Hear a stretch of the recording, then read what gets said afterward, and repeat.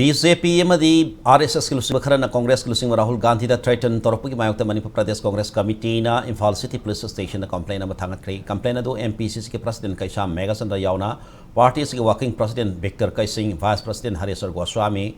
MPCC ki legal department ki Mio Singh yauna party office bearer Singh na Imphal City Police Station ki OC da file tawkibani BJP amadi RSS ki lusing bakharana Congress ki lusing Rahul Gandhi ki mathakta thamlak ki ba wafamasi yam naksana lawi haidi